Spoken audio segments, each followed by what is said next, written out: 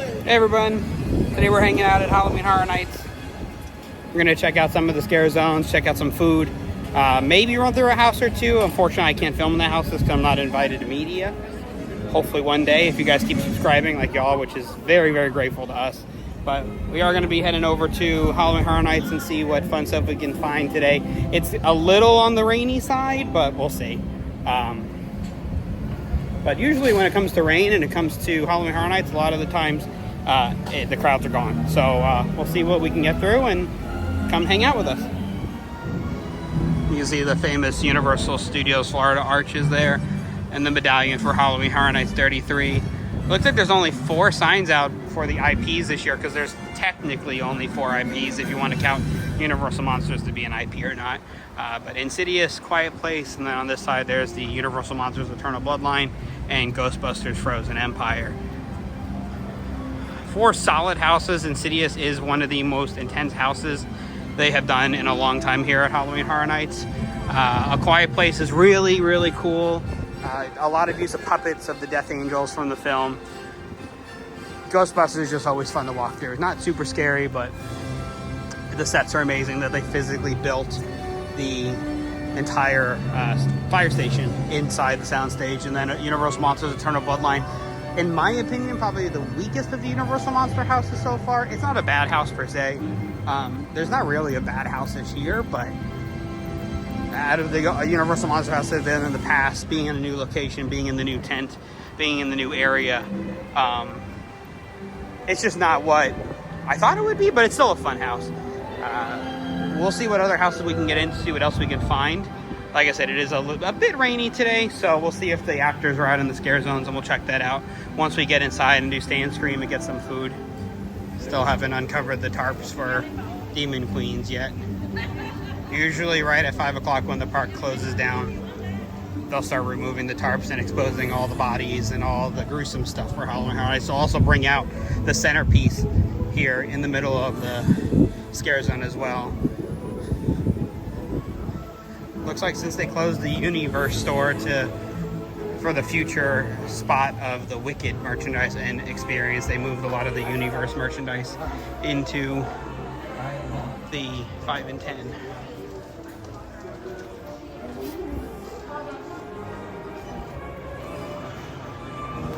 So this is all the merchandise, or at least some of the merchandise that was in the Universe store.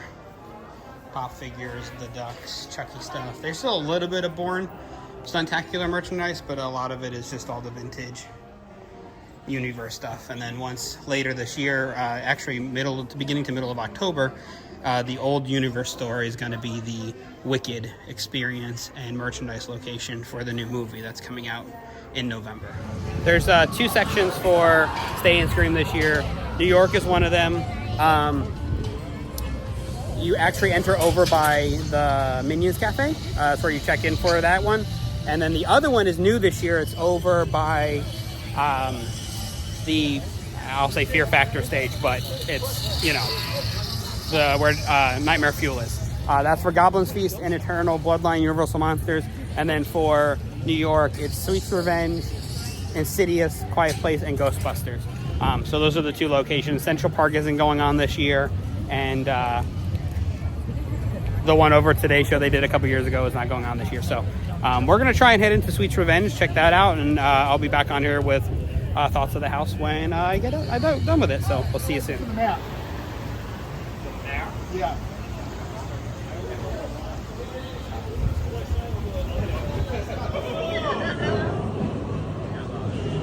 Major sweet candy! Flip your lids, kids!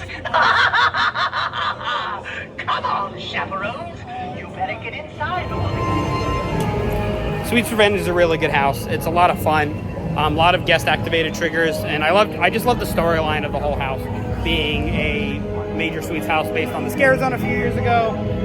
But just the idea and creative and how they do things in the houses. At the beginning of the house, there's a little mouse that pops out of the wall, and there's a little mouse trap. And inside that mouse trap, there is a lollipop. And of course, the story of Major Sweets is that if you eat the candy, if the kids eat the candy, they turn into monsters. So the second guest activated trigger in the house is actually the rabid mouse from the beginning of the house that you see when you first walk in. So just a little detail like that just make Horror Nights and make the houses, the original houses especially, such a great idea and so much fun to walk through, just going through it multiple times and checking that out. Currently, clearly, we are in Diagon Alley checking out the Death Eaters and seeing them walk around, so we'll walk around here for a little bit and see what else we can find.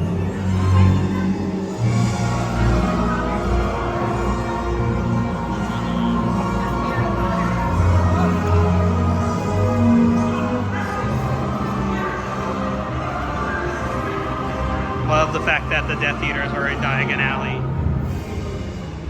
Even if it's raining out, a lot of the scare actors in the other zones won't be out, but it's really cool to see the Death Eaters hanging out in Diagon, especially at Nocturne.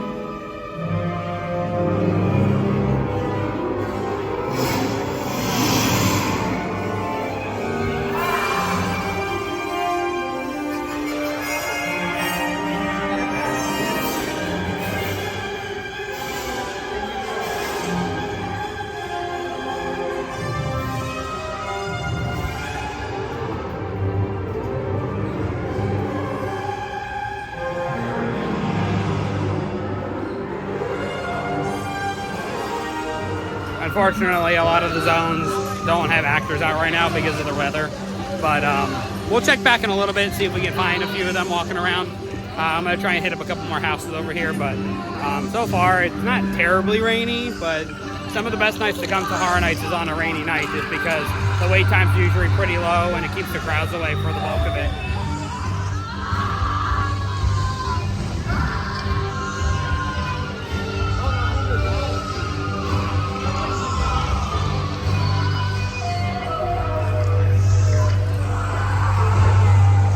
Over at the end of New York, you have Triplets of Terror and Insidious, so we're going to try and do these two houses, and we'll be back in a few minutes to tell you how they are. So just got out of Triplets of Terror. It's a great house. The storyline is great. There's some pretty good scares in there. Just another solid original house by the creative team here at Halloween Horror Nights 33. We're going to head into Insidious. After Insidious, we're going to try and hit up Ghostbusters Frozen Empire. It's currently at a 50-minute wait, which isn't too bad, like I said earlier. Being the crowds and being a little bit on the rainier side, it does help with the wait times, especially during peak nights at Horror Nights. I did get to go through Insidious again. It is still one of the most intense houses they've done in a long time. Once you get to the curtains for the Red Room and the demon in those hallways, it just doesn't stop. It's a great house. The sets are great. The scares are amazing. Just a solid house altogether.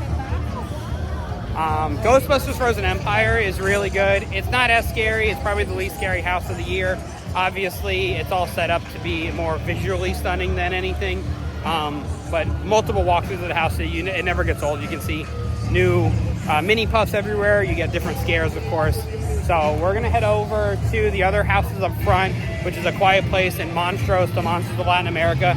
See if I can knock out those two before the rain picks up again, and then maybe get to the back. If not, we'll come back another night and do those. So we're hoping the scare actors come out in the zone soon. It's still pretty empty in the zones, but we'll see what we can find tonight. Just depends on the weather and the lightning. At least up front, it looks like the chainsaws are out.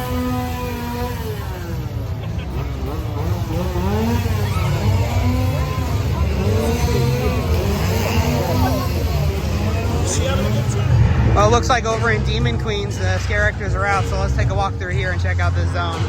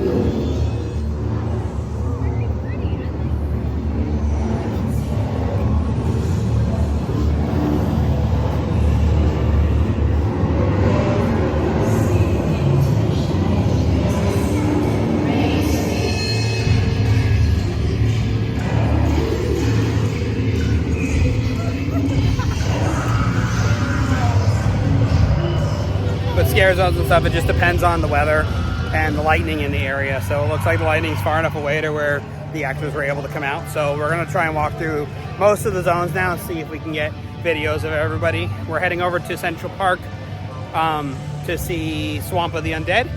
We'll check that out, and then hopefully they'll still be out when it gets darker. We're gonna get some food after that and check out some of the staple food like pizza fries at Halloween Horror Nights like usual. But every stand has something different this year, which is great.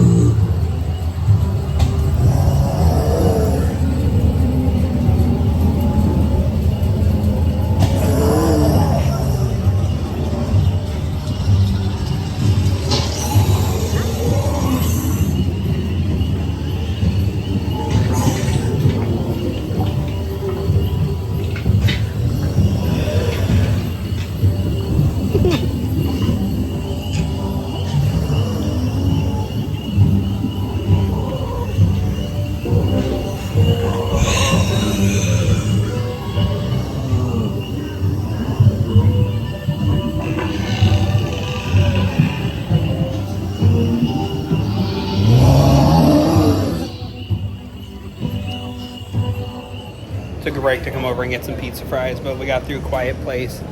Quiet Place is a good house if you really like the movies. It's done a lot differently than I thought it would be. I thought it would, for a lack of a better term, be more quiet than it was. Obviously puppet heavy on the Death Angels just because of their sheer size. But if you're a fan of the movies, it's a great house, great scares, a lot of fun to see. Some really good sets as well. We're going to head towards the back of the park. Don't know how many more houses we're going to get done tonight, but we'll walk through some more zones, see if the guys are on Blumhouse and Torture Fair. Maybe walk through the Tribute Store. But this is one of many nights we're going to be coming. We usually get a Frequent Fear Pass. So that's what we got this year, Frequent Fear Plus. So we are going to be coming a lot through September and October, and probably last weekend in November, just to say goodbye to everything. But just stick with us, and if you like these videos, just go ahead and subscribe and like the video. That helps us out immensely. We love what we do, and hopefully soon we're going to get a little bit more better equipment and make a little bit better videos, and we'll go from there. Of course, one of the staple meals here at Halloween Horror Nights is the pizza fries, along with the Twisted Taters. They look just as good as they always do, and it's located over near the SpongeBob Store Pants area in the new DreamWorks land. It's kind of the same place that it always is, just the place is a different name now.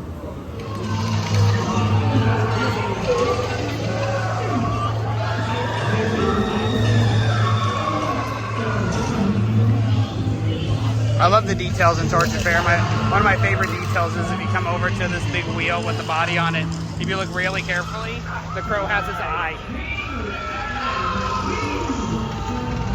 Poor guy.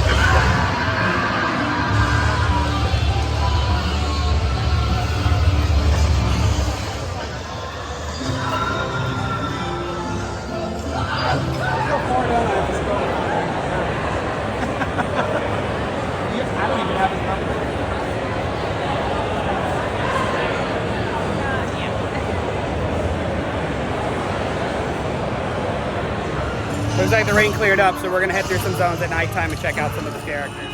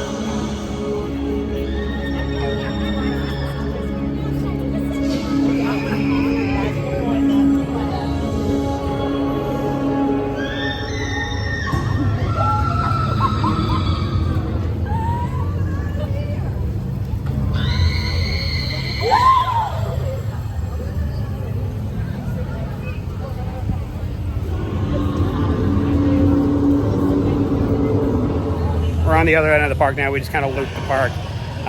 It is starting to drizzle a little bit, so we're going to try and get through Swamp of the Undead at night and Demon Queens at night, and we'll see what we can find.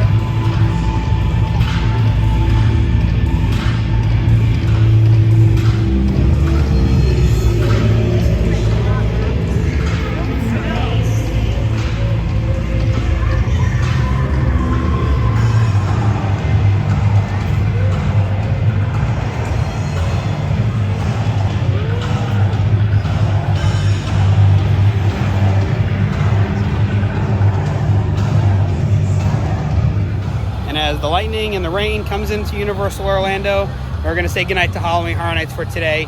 We are going to be coming a lot more over the next few months. We do have that frequent fear pass. So be sure to subscribe to our channel, like our videos, share our videos. Helps us out immensely. Keeps us going on the direction that we want to go and making these amazing content videos for y'all. And we just appreciate all the support we can get. But until next time, we'll see you then.